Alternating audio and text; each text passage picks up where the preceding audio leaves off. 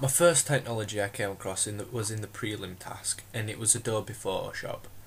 At first I was fine with this technology and it didn't come across with any problems with it, because I have used Photoshop in the past before.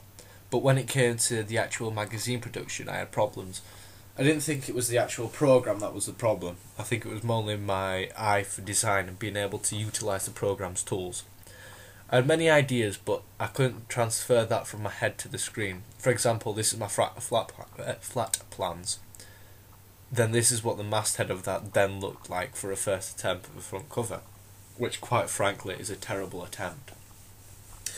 After going into media in my own time and holidays and having guidance and tips on how to do things differently and what needed to be changed, it then got changed to this. A little improvement, but it was too stark, but it didn't look like a magazine.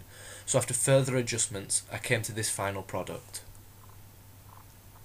Another Adobe program was used also in the prelim task. It was Adobe InDesign.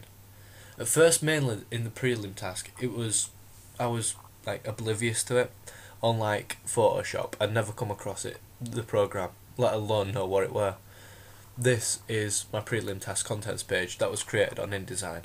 And then once I got to grips with it, after a little having a tutorial with Steve Pidd, the senior technician in college, and then getting hands-on with the program, I learned the basics to be able to create this contents page. The advantages of this program is very systematic on creating pages, such as adding the margins to the page and creating boxes, which then you add a photo inside. I feel this is a more precise way which helped me, rather than the Photoshop, by letting you add photos and resize it in that way, etc. The problem with InDesign I found were the layers. I found like they're really annoying and not helpful as they are in Photoshop. It also had many buttons and features that weren't clear or what I knew what they did. Maybe this was a fault of being a novice at the program, or that they actually features just used to make this program seem better. I learned from my problems with the layers when creating my double page spread and actually enjoyed using the program. I set the columns and margins, I added a background, and then which I created in Photoshop using the gradient tool. I put this into the background, then added to the title, which was created in Photoshop, then added the photo of my model, which was cut out in Photoshop, then added the article, which was copied and pasted in from Microsoft Word. The other small parts were created on InDesign apart from the masthead, which was imported from my front cover. For the videos on my blog, I used Windows Movie Maker and iMovie. Both of the programs have their perks, but not many difficulties, as they're designed for children and families to create home videos. I also used YouTube and uploaded my videos to my blog. This brings me swiftly onto the blog. Well, where do I start really? The original blog we were using were Postgres. Postgres is a very basic and easy to use. The post would have an upload button to add any type of media and text to a box and a text box to add further information.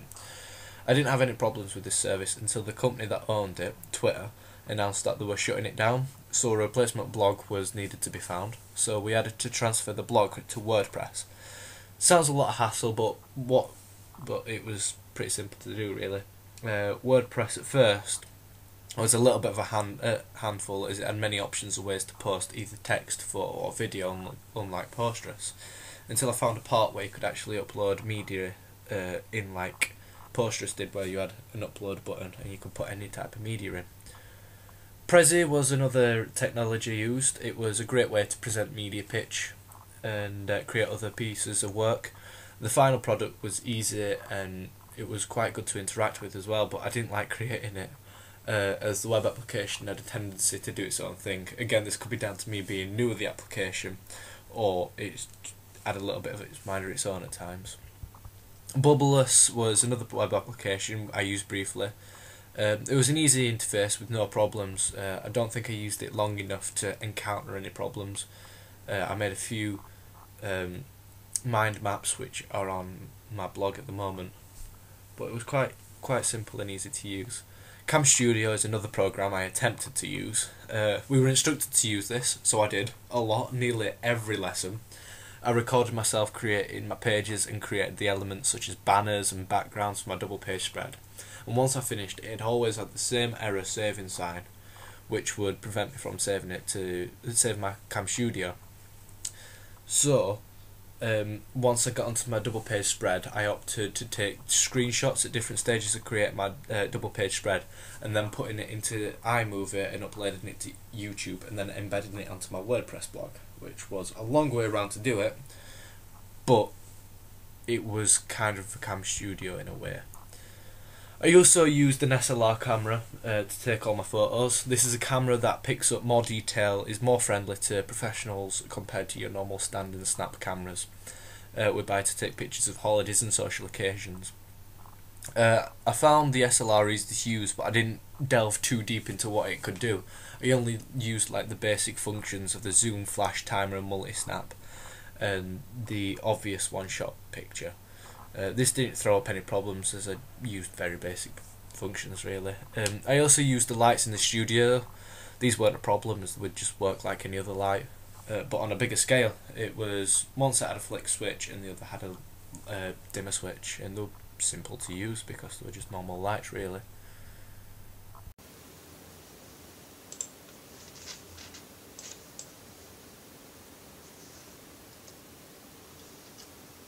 So my Camstudio started working after I created this video. That's the problem I had with Camstudio.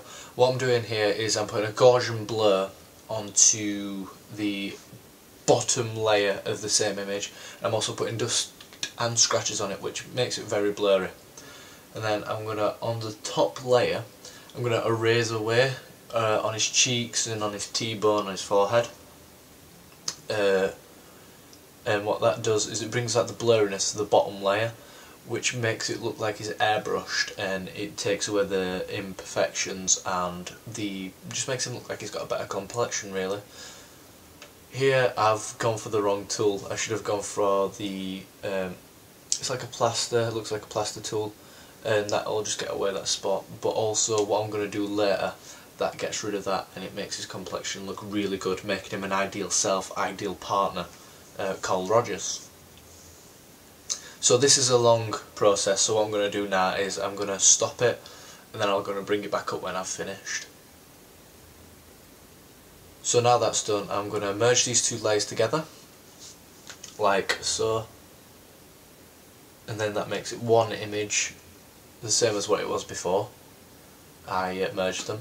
Then bring brightness up on brightness and contrast, and that makes his skin look a lot better. It brings the lighting up as well and makes it just look a lot better. And then I'm going to go across to crop, just crop it down simply, easier for me to shape it onto my front cover. This is my main cover image. And then I'm going to get the pen tool and just click around, especially the shadow area that I wanted, like this. Then you join it up, make a selection, press delete, and then that's how you cut it out of a background.